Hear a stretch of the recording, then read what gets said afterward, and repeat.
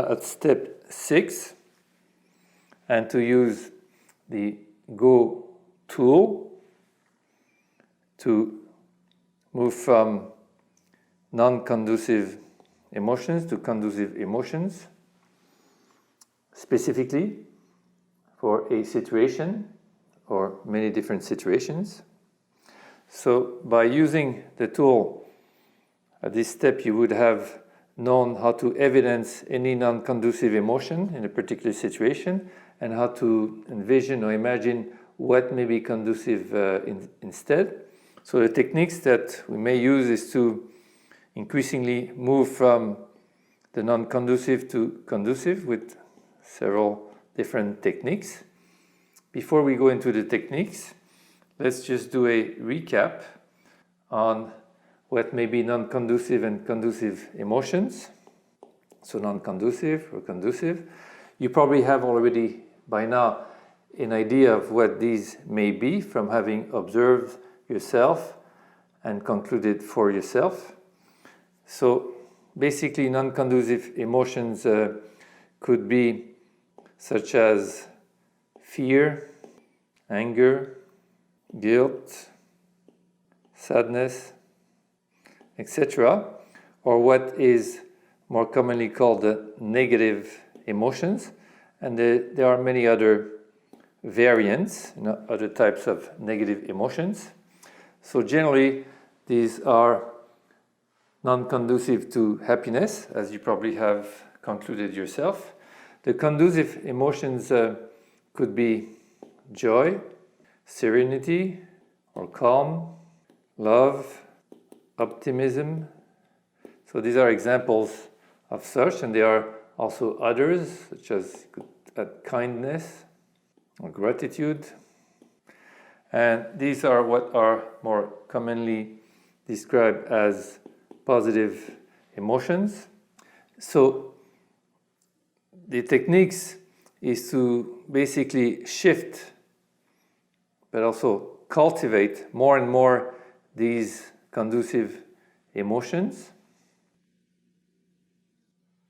by using the Go technique.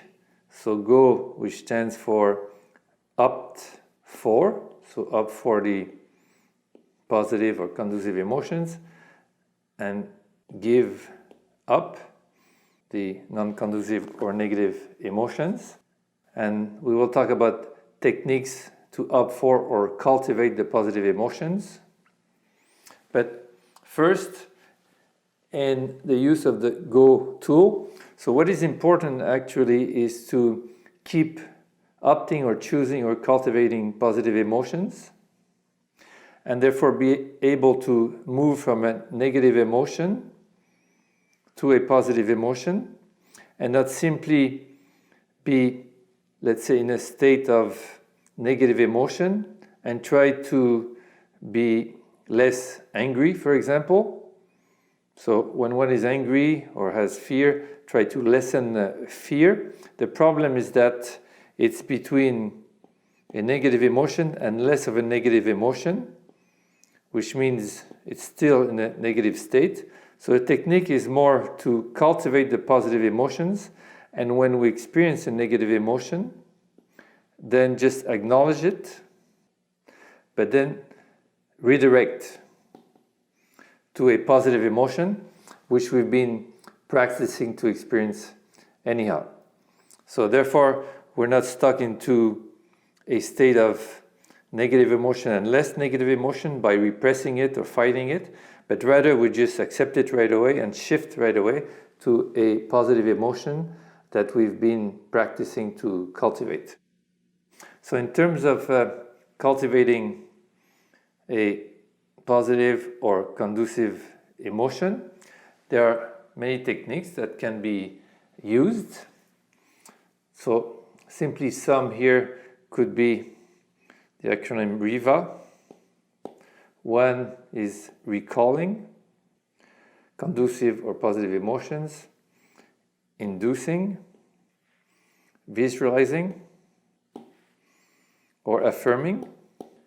And these techniques are described in the instructions booklet Basically, recalling is remembering a conducive emotion, a positive emotion, for example, remembering joy or a moment of joy, and through remembering it, reliving it, to re-experience joy again.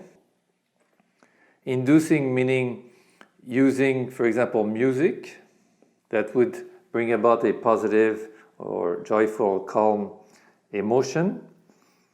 Exercise may do that also and use this technique to experience it. Visualizing is seeing, looking at images that would produce that conducive or positive emotion.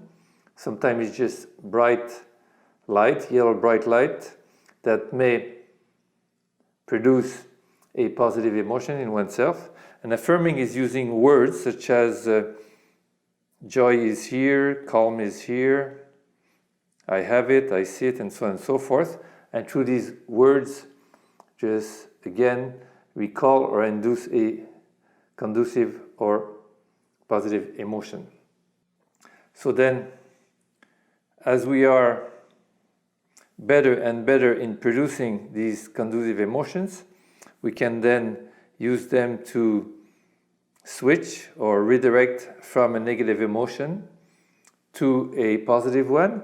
So going from a non-conducive to a conducive one in any situation, in replaying a situation, for example, and then replay it with conducive emotions, or pre-playing, rehearsing a situation that we may live in the near future and doing the same thing, so increasing the conducive emotions, and so on.